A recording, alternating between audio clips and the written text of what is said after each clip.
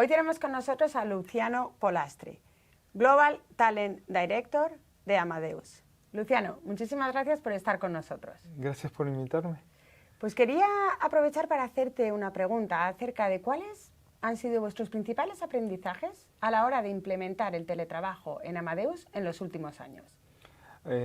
Lo primero es que estamos en un proceso de aprendizaje justamente, entonces que hay que empezar a explorar teniendo en cuenta variables que van apareciendo a medida que justamente vamos practicando los modelos.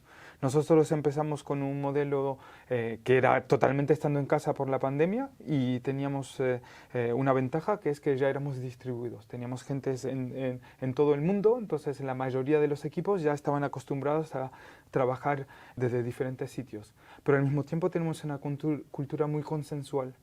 Entonces las decisiones muchas veces se tomaban estando físicamente juntos, compartiendo un momento más humano. Entonces el encontrar el equilibrio entre esas dos cosas fue una de las primeras cosas a la que tuvimos que darle una respuesta.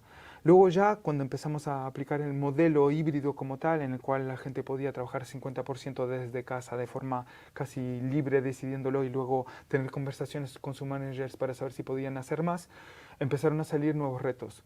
Por ejemplo, cómo trabajamos de forma asíncrona, cómo tomamos en cuenta la capacidad de cada uno de los miembros del equipo de trabajar con herramientas tecnológicas, cuáles son el tipo de decisiones que tenemos que tomar estando unos con otros, cómo me necesita otra persona que esté yo en la oficina versus yo en casa. Y eso también son cosas que fueron apareciendo poco a poco. El tema más importante, por ejemplo, que vimos es que el hecho que la gente no esté en la oficina, por ejemplo, no ayudaba mucho a la gente que venía de llegar a la empresa a entender lo que es la cultura de Amadeus y a generar su network. Y al fin y al cabo lo que vimos, realmente el reto más importante que tenemos juntos es cómo tenemos ese network, ese tejido social que te brindaba la oficina de forma súper natural, y que ahora hay que generarlo de una forma más intencional, o sea, generar las condiciones para que eso ocurra en la oficina y que la gente lo haga de esa forma. Hay tantos retos, pero bueno, te doy algunos así que pasan. Muchísimas gracias.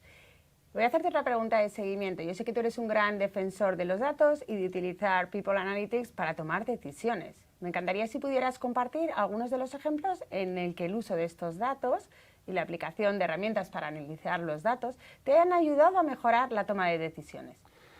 En recursos humanos hasta ahora, muchas veces lo que está ocurriendo es que hablamos muchísimo de percepciones, de intuiciones, de me parece que, etc.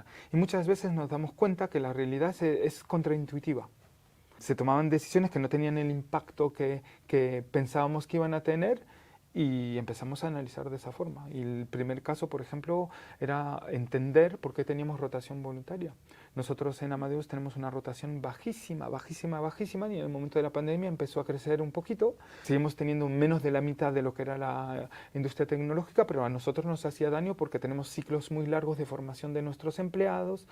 Entonces, verdaderamente no lográbamos dar en la tecla para entender qué es lo que ocurría con la rotación.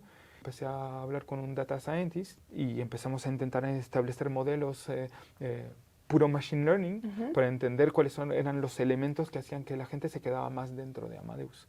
Y bueno, desarrolló un modelo, le integramos 10 años de datos de movimientos de la empresa con miles de criterios que estaban ahí. Y lo que salió de ahí fue bastante contraintuitivo, que la gente que había tenido más managers a lo largo de su ciclo de vida en Amadeus es la que se quedaba más en la empresa. Entonces eso nos dio una herramienta para entender y analizar cómo de fondo estaba verdaderamente funcionando la rotación. Y a partir de ahí, bueno, entonces fue el primer momento donde dijimos, esto no lo hubiésemos descubierto si no hubiésemos algo a través del data, porque estábamos todos...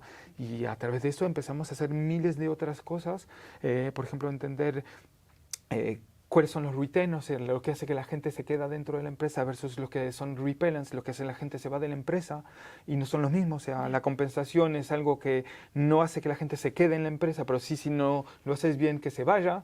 Y sin embargo, el desarrollo, la formación es algo que hace que la gente se quede dentro de la empresa. La misma cosa para la flexibilidad. Si no está, la gente se va, pero también si está, la gente se queda. O sea, todo eso lo que hicimos realmente es empezar a utilizar Machine Learning en la mayoría de las cosas que estamos haciendo en tomas de decisiones de recursos humanos para evitar esa sensación subjetiva.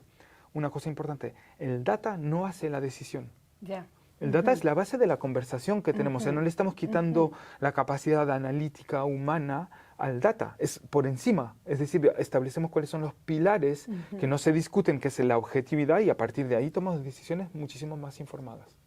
Pues muchísimas gracias, Luciano. Gracias por compartir esta información con nosotros y gracias también por ayudarnos a hacer organizaciones más saludables.